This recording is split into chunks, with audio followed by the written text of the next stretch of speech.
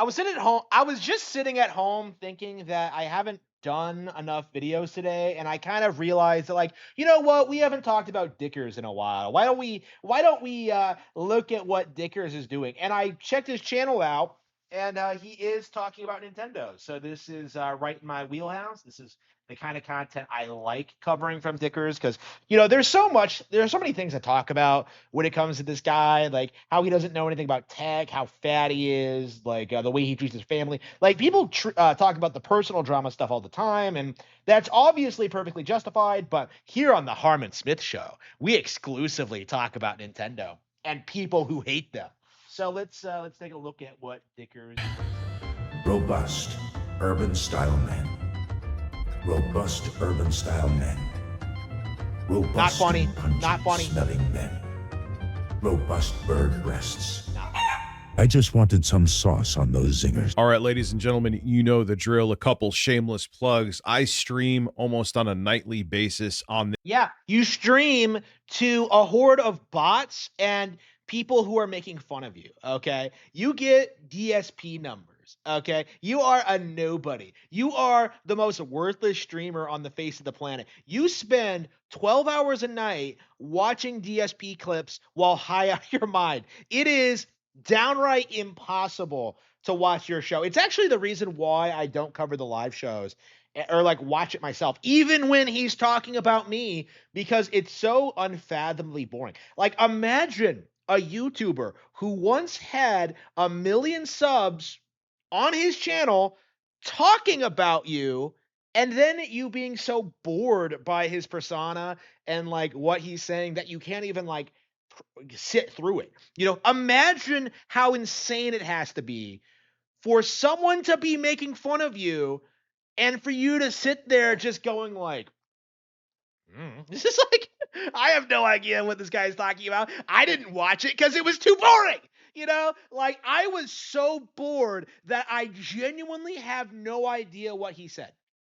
Like, never have, never will. Like, it's impossible to sit through his live streams. It is completely impossible. this channel at least through the weekdays. So come check me out and see if I'm here at 7:30 p.m. Eastern Daylight Time.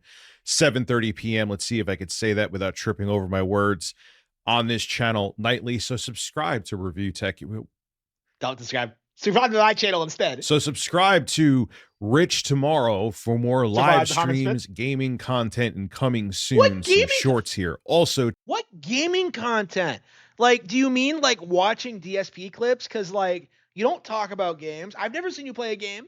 Like this guy knows nothing about video games, and like he's still promoting himself as if he's like, oh, I'm a hardcore gamer. I'm a PC gamer. Like, no, come on. too, I know I've been talking about it, but I'm juggling between a couple ideas here. Don't worry, I'm not saying any of them are going to be Netflix quality, but I'm having fun making them. Sub to my Tech 25 ASMR channel. I post ASMR. Okay. ASMR. Okay. Would you watch ASMR videos from like a 45-year-old balding stoner? Like, I wouldn't. Like, I never have. Like, I don't even know what his channel is called. Like, he just said it, and like my mind is just a complete blank because I have no desire to watch that content. I know nobody else has any desire. Like, I won't even. This is how much I don't care. I won't even look at the channel to see how many subs it has and how many views it gets, because we know, like, it's not getting jack shit. Why does he keep doing this? Like, plugging all of his other shit, like, at the start of, like, his clickbait Nintendo videos. Like, he's been doing this for years. It would be like if I started every video just being like, hey, guys, I'm a published author, and I've sold 50,000 books. Like, nobody cares. Like, I don't advertise that shit on this channel because I am talking about video games. I am Harmon Smith. I stay on topic, and I actually give the people what they want. Videos there, and I don't lick the microphone, and I don't dress up as the Tooth Fairy, and I'm not going to pretend to be your caring and understanding girlfriend. It's just soft-spoken, laid-back ASMR about technology, gaming retrospectives, talking about my history in gaming, and I made a DSP gaming ASMR video. Unfortunately, no, I'm not kidding. but it's there, and you DSP gaming ASMR video. That is like I would say almost as bad or worse than the tattoo, because I can't imagine making an ASMR video about Darkside Phil. Like, what would you do? Like, just do like I don't know, like just talk over the incident. Like it's just like, what are you doing? What are you doing? could go watch it. So also sub to Tech25 ASMR. All right, so the website that you're looking at here is suedbynintendo.com. I didn't know this was a thing Based. until I was making this video. So yeah, there's an entire movement of people who are like going out and complaining about Nintendo lawsuits to try and undermine them and destroy them. Like it's so interesting because we the patent thing has come out, you know, a lot. People are like complaining about Nintendo patents and saying that they're abusing them and that they're particularly litigious. And then you like look at reality, and like Bandai Namco and Sony actually hold more gaming related patents than they do. So the entire code kind of falls apart when you look into it even a little bit. And I'm actually very thankful for it, because every time I make a video talking about how Nintendo is sue happy, I'm like, what was that? They are not. So like, when has Nintendo sued anybody for like unjust reasons? Like they keep saying that like Power World or like piracy sites or what have you, but like all of that is always justified. You know, like there is nothing weird or unusual about what Nintendo does. Like Disney does this all the time, other companies do it all the time. But because it's Nintendo, it's suddenly a controversy in the industry. You know, the Power World thing is a really blatant example of this because it is blatant plagiarism, blatant patent infringement, and yet everybody's like running to the defense force of this obvious scam artists, right? Like it is embarrassing how much people like ReviewTechUSA try to push this narrative that Nintendo is the most sue happening company on the planet. Case again? What was that other case? What was that time they sued someone for something ridiculous? What was that other time where someone just made a tech demo using Unreal Engine, and the Super Mario 64 tech demo that they were not being paid for was taken down? But here, I'm sure there's ones that are missing. But nonetheless, it just shows you that Nintendo is absolutely over the top and egregious and draconian with their IPs. They don't. Yeah, like all those things he just listed are indeed illegal, right? Nintendo is protecting their brand, and they are going after people who are deliberately trying to undermine and destroy them. Like this isn't complicated. This isn't unreasonable. This is why the process exists. Care, even if you were just doing something showing your love for a Nintendo product, they're like, we don't care about your love, even if it's not going to cost us any money. We want to make sure that it impacts their brand, protect our IP to an obnoxious degree, to the point where consumers start to hate them. And yes, I saw like notifications for who's hating them, Rich? Like all the people I see spurging out about this are PC gamers who don't even own Nintendo hardware. Okay. Like nobody in the actual Nintendo community cares about this. This is entirely a terminally online grifter thing. You know, it has nothing to do with the Nintendo audience at all. Like nobody talks about it. No one cares. Like, I mean, just a couple of weeks ago, we were being told that like the Switch 2 is too expensive. It's never going to succeed. And now we've seen it's the fastest selling console of all time. Theme coming up in the bottom. You're just going to enjoy those like a man. Let's start with this. These are ones that I forgot about. Like I said before, I remember hearing about this ages ago. Nintendo sued Blockbuster for copying instruction books. And if you want to check out more, I'll have a link to this website, and they have sources for all. Yeah, because they own the instruction books. You know, that's their property. Like back in the day, instruction books were very valuable in like getting across the brand and like there was a reason for it, you know? All of these lawsuits and legal actions that Nintendo has taken. Nintendo sued Blockbuster for copying instruction books. Yes, this is a real thing. Nintendo wanted video game rentals to stop renting their games, and since Blockbuster used to make copies of the instruction booklets for each game, Nintendo sued them for copyright violations. Yes, Nintendo used to hate that games could be rented from back in the day when you used to go rent VHS tapes or DVDs. Nintendo hated it because in their minds that took a sale out of their pocket. But what they didn't realize is a lot of people would rent the games because they couldn't afford to actually buy the game and they just wanted to try it out. And Lord knows, I am sure many people, I know I've done it when I was a kid, where you would go rent a game, you would like it so much that you would go around and buy it. But we're talking about Nintendo here. They shoot themselves in the foot with how strict they are with their IPs. Oh yeah, sure. Yeah, Nintendo struggled to become popular because they went after rentals. That doesn't make any sense. A fan-made Pokemon MMO was shut down. A group of fans created an MMO version of Pokemon, and Nintendo sent a cease and desist letter requesting them to take down the website and surrender the domain name to Nintendo. Oh, I remember this one. Nintendo claimed ad revenue on videos from users on YouTube. Nintendo used the YouTube Content ID to claim revenue from user-generated videos. The company registered. Yeah, so YouTubers absolutely should not make money off of gameplay footage. They should not make money off of covering Nintendo content. They should not make money off of Nintendo's IP. Like, that's just the reality of it. Like, the law hasn't caught up with the YouTube culture. Like, people can keep coping and saying that, like, we've been doing this forever, but like the reality is it actively does impact their brand.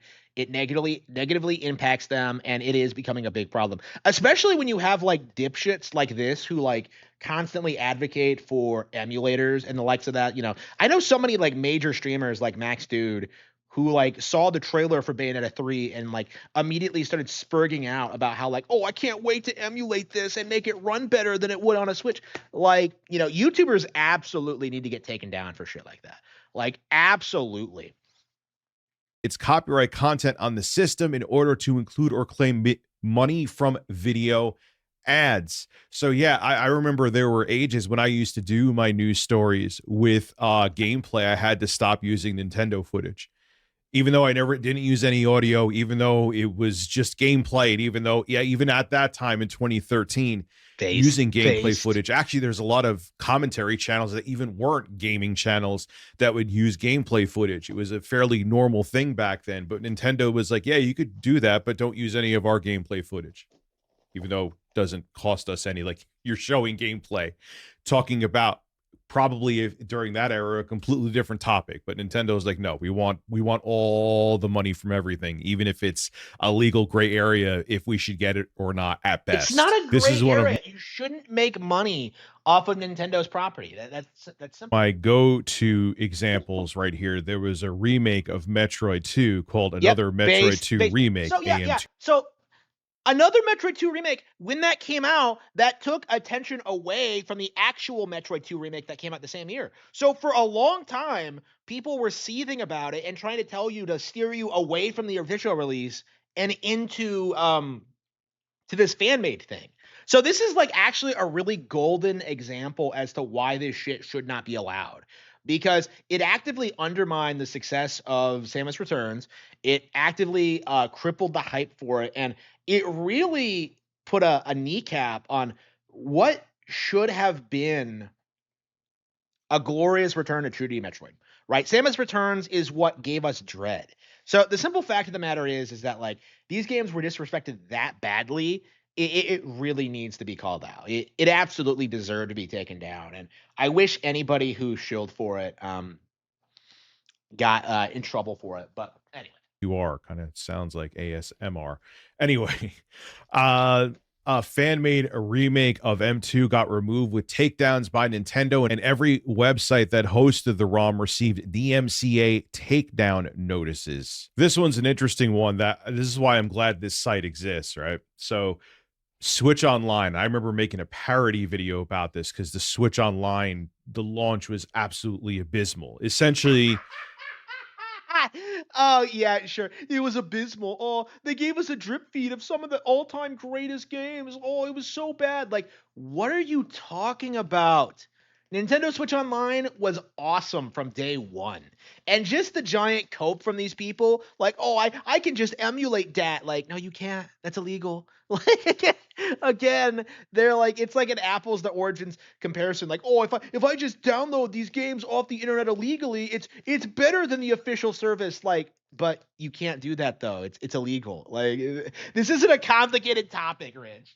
Well, let me read this first. When the Nintendo Switch Online service, priced at $20, launched it was the subject of various fan complaints, because essentially, hey, you like playing Splatoon online? Oh, that's cool. Now you have to pay $20 for it to play. Wow! Like every other console on the market. Oh yeah, yeah. You never spurred out about like Xbox Live or PSN or like any MMO, but like, oh man, like, oh, we had to pay $20 a year for Nintendo Online. Like, fuck off with that nonsense. Go fuck yourself. Online, and you're getting no benefits. Oh yeah, we'll send you a crumbs of old games we had for older platforms with the Nintendo Switch Online service. Crumbs. Yeah, the greatest games ever made. You're gonna call Super Mario Bros. A crumb. It's a morsel. It's like, it's just not even fit for a mouse. You know, like, are you serious? But remember how you were playing online for free before? Now we're just going to make you pay to do the same exact thing. Congratulations. This is the other one I forget that I always. And he completely glazes over like all the games that have come out in the years since. It's like, oh, they gave you crumbs at first. It's like, have you seen the service lately? Like, I haven't even played every single game on there. Like, you know, like it's insane. Like, I just don't take people seriously when they complain about NSO at this point. It just feels completely fake and performative, especially after like the expansion came out. Bring up, I love this site. A C64 fan port of Mario Brothers was taken down. A fan made Mario Brothers port for the Commodore 64. Yeah, Commodore 64, early 80s. Like, nobody cares. You would probably have 20 people who were whatever, even if it was 5,000 people that were interested in this. Were you going to make a port, official report, or a port Nintendo? They would have used that situation to justify porting it onto other platforms. Of Super Mario Brothers for the Commodore 64 and sell it? Were you going to do that? Let me know, like, was that actually going to be a thing? But whatever. Here, a fan made a Mario Brothers port for the Commodore 64 after working on it for 7 years. But some days after releasing it to the community, Nintendo sent a takedown to websites that hosted the project. I guess if you really want to stretch, Nintendo was like, oh my God, someone may take this port and use it with an emulator and play Super Mario Brothers for free. Oh no, they may lose 2 copies or 2 people that might sign up for Nintendo Switch Online to play Super Mario Brothers, which to this day you could find 7 billion ways to play. Maybe that's like if you really stretch it, how that would have damaged them. That some people may play a port of Super Mario Brothers for the C64 that's unofficial, then that would play the actual game through an avenue that Nintendo could monetize. A Super Mario 64 PC port. This was made with Unreal Engine. A fan-made PC port of the game, and the company filed copyright takedown to meeting Nintendo for any video on YouTube showcasing the game and websites hosting the game. Now, I remember seeing video of this port. It was the first level of Super Mario 64, I believe. All it was a showcase. It was demoing the game. I can't even show you footage here. Literally, Nintendo could come after me for it, and it's tough to find. I remember when like all these YouTubers were shilling like Ocarina of Time PC and Star Fox 64 PC and Super Mario 64 PC, and it's like, first of all, those games are 30 years old, and second of all, if you could emulate them, why are you getting excited about a port? It really was kind of transparent there. It was kind of a demonstration of just how insane and out of touch these people actually are. Footage, and even like I said, if you do find it, I couldn't show it in this video. It was actually pretty mind-blowing. Again, the person who made the port, they weren't looking for money. It wasn't even the full game, like I said, if this is the actually proper case here. And yeah, it had to be taken down, because even if you were just showing your love for Nintendo IPs, Nintendo doesn't care.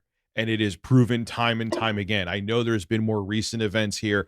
Like I said, I'll have a link to this website below in the description. I could sit here and talk about these all day, and this would be an 11-hour video, which might be beneficial because YouTube loves watch time. But nonetheless, let's get into the luscious meat and potatoes of this story. Now, this case is pretty interesting because I feel like Nintendo with this one may have had some reasons to take this guy down. It wasn't just them being egregious. Like 95% of the time they are. Trust me, I'm not defending Nintendo. Their business practices, let's not go into what they're doing with the Switch 2 as well, have sucked, especially recently.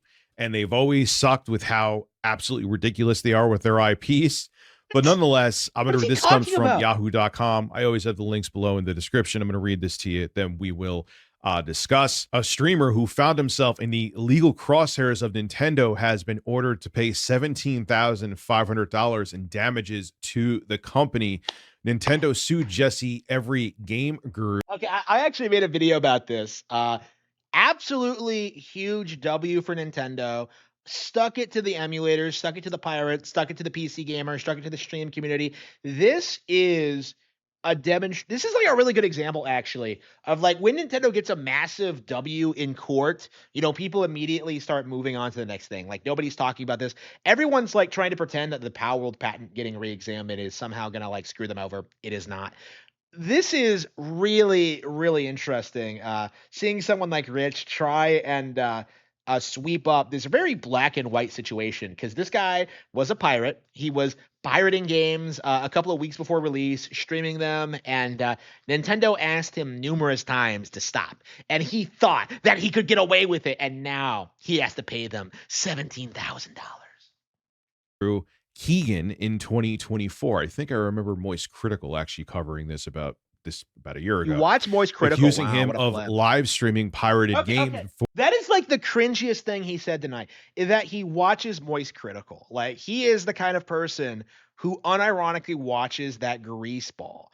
Okay, like, hi guys, here I am to give you the most basic bitch take. I'm gonna read verbatim what I read on Twitter. Like, unbelievable. So like Rich Dickers is confirmed to be some of the most normie brained cattle, just slop consuming, just like absolute bottom of the barrel trash, because he watches Moist Critical. Unbelievable. Or they were released, and sharing links to Yuzu and Renew's emulators. Oh my god. Okay. Yeah, dude. You are cooked. Let's continue here. Kaigen had gone on the offensive after he was accused, telling Nintendo that you might run a corporation, but I run the streets, on his social media channels via Torrent Freak. The lawsuit accused Kaigen of streaming leaked Nintendo. I love how Rich can't even like defend Yuzu and Ryujinx, because both of them have been taken down at this point. Like, I believe Nintendo actually owns the code for one of them. So, but anyway. Nintendo games since 2022, and Nintendo claimed his actions had cost the company millions of dollars in lost video game sales. Kaigen reportedly did not have a prepared defense for the case. Yep, he didn't get a lawyer. Default judgment against him. So not only is this dude brazen, but he is a complete idiot. Nintendo had also requested, and this is where Nintendo goes out of control like they always do when it comes to their IPs, but Nintendo had also requested a broad permanent injunction against Keegan and any third parties working with him to prevent them from using emulators, as well as the destruction of all infringing hardware and software. But the Colorado court did not agree to this request, rejecting it as unclear and unreasonable demands, which it absolutely is unreasonable demands, because way too over the top, and there would have to be way too much monitoring and babysitting. Like, you won, Nintendo. You won. Like, I know that Nintendo really.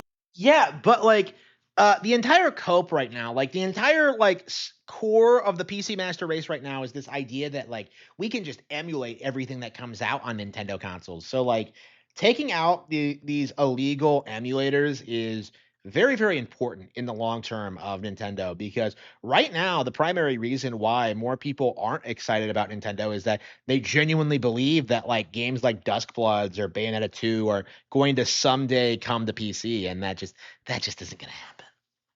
Loves making examples. They're like the biggest sore winners I've ever met, where it's like, oh, hey, we won this case. Now we want to ruin you for the rest of your life, to put the fear of God in people, to never dare do anything, even if it's just a free fan service with our IPs. That's what they're trying to do. They're trying to chill any kind of community around their IPs. So, God forbid, someone may make a penny. Now, this guy is a little different here. Actually, let me flip the screen over here. This is a new setup. I'm trying to learn it right now. Now, this dude is a little different here, right? He was linking to the emulators. He was showing pirated games. I don't think that any developer, third party publisher, or Sony, Microsoft, or Nintendo would have dealt with this any differently. But the reason why people always look at Nintendo with this with ire is because they, like I said, I'll have that website Sued by Nintendo link below. They have always been terrible. You know, here is a No. The real reason is because it's Nintendo. It's not really more complicated than that. You never see people talk about Sony lawsuits or Bandai Namco lawsuits, which absolutely exist, right? Like, instead, you just hear people like cope and seethe about Nintendo because it's Nintendo and they desperately need to have some kind of W that they can hold over the company, and that's kind of what we're seeing when it comes to like this legal warfare arc of Nintendo, is them winning all these cases and people like, thinking they've won because like, this supermarket didn't change its name, or this patent is getting re-examined. It's like, you didn't win anything. Like it's like it's remarkable how people are like willing to take all these obvious L's and try to transplant them into like some big win against Nintendo. But company that wants to build this strong community around their games, maybe almost more, say, for Valve than any other what? developer, publisher, and hardware What? maker out there. No. Did this fat fuck seriously imply that Valve is bigger than Nintendo? That is a complete cope. Like, name a single piece of like relevant Valve hardware. Okay, name like a single relevant Valve character. Name a single Valve produced movie. Okay, Gabe Newell isn't going out investing in video games. He's going out like buying yacht companies. Okay, like, Gabe Newell doesn't give a shit about gaming. Okay, PC gaming is done. Valve is done. Like, Valve does not have a dedicated fan base. Like, I don't know where these people keep getting this idea. Like, oh, Valve, they're the biggest. Like, no, they're not. If they were, they would be putting out new innovative games all the time. Like, Valve has like a niche subculture of people who obsess over Gabe Newell, but outside of that, they aren't a particularly relevant company. They are not competitive with Nintendo, Sony, or Microsoft, and they are not even a footnote in gaming history. They have contributed absolutely nothing other than introducing digital distribution to the PC format. That is the only reason they're relevant. That's the only reason anyone cares about them, is that they own a fucking store. Like, I would put them in the same category as fucking GameStop. Okay, well, we go to GameStop to buy games, so that means GameStop has a thriving community. Like, no, fuck you. No, it doesn't. Like, I only went to GameStop because I absolutely had to back in the day. And once I didn't have to anymore, I never went back. And Valve is in the same boat. Oh, what the fuck? Why is it not playing?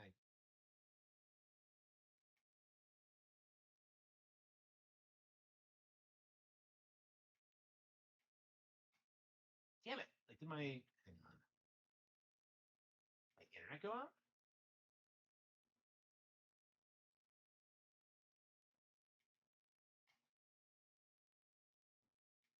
Build this strong community around their games, maybe almost more, say, for Valve than any other developer, publisher, and hardware maker out there.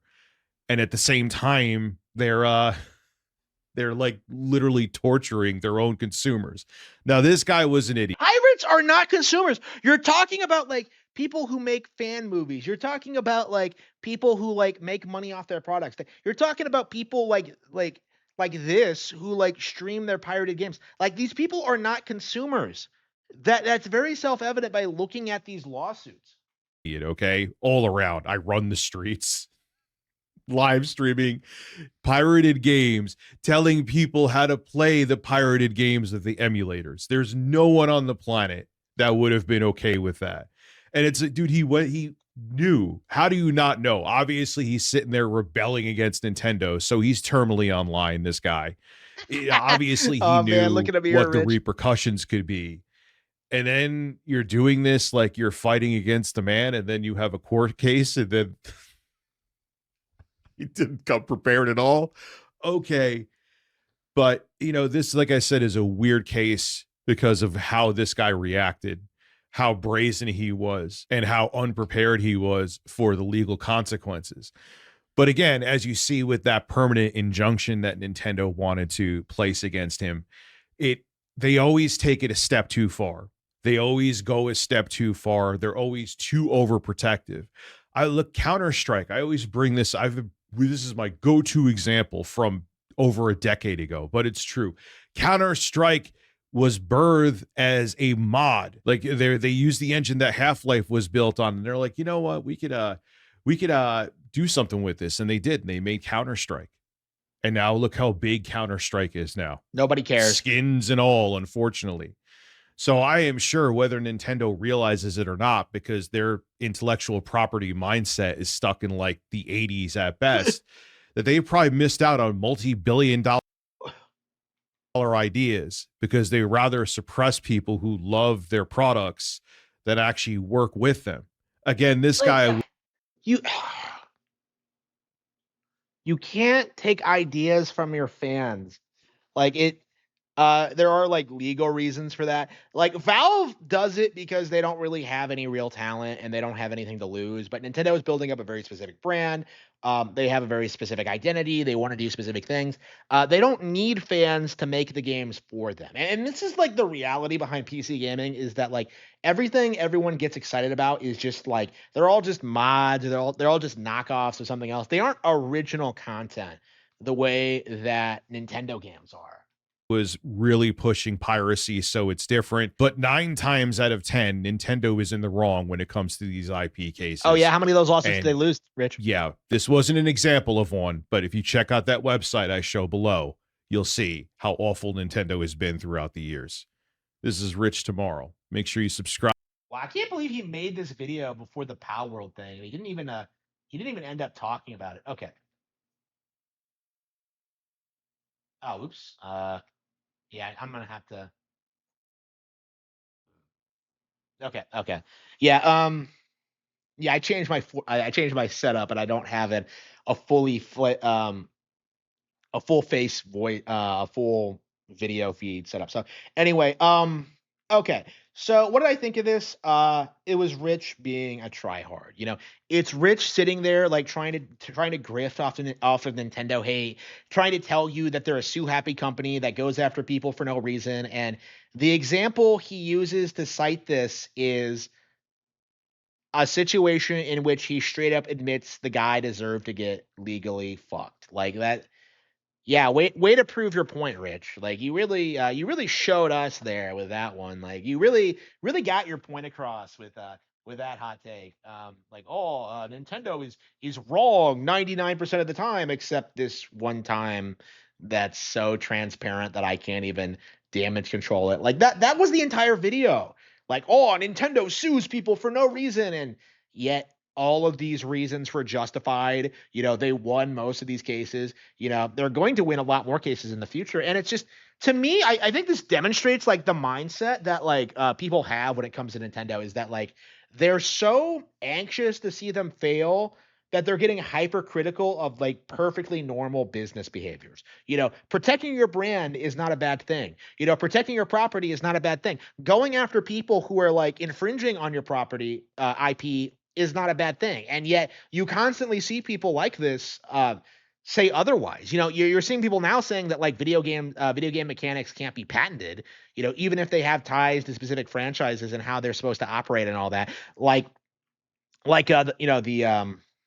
The US patent for Pokemon that's being re-examined right now. Like, people are just throwing these insane copes out there. This was actually a pretty mild take from Rich, by the way.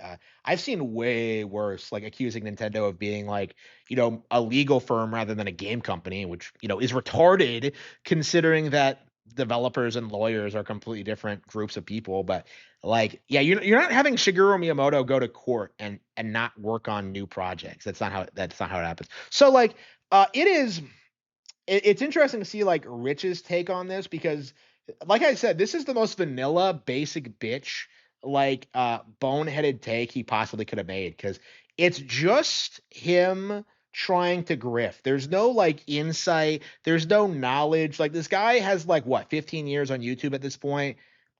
Can't see it from this video. Like I don't even believe he's like a legit gamer. Like, like I don't take him seriously. Like he doesn't have a gamer card. So why would I take someone like that seriously? Like he's on par with someone like Michael Pachter or like Colin Moriarty, where like whenever they talk about Nintendo, you just kind of like shake your head and just ignore them. Like that's kind of my take about this. Like every time he runs his mouth like about Nintendo's legal warfare, it's just like, Rich, you're not a lawyer. You don't know anything about the law. Like, shut up. I don't want to hear it. And this video has done absolutely nothing to get me to change my mind.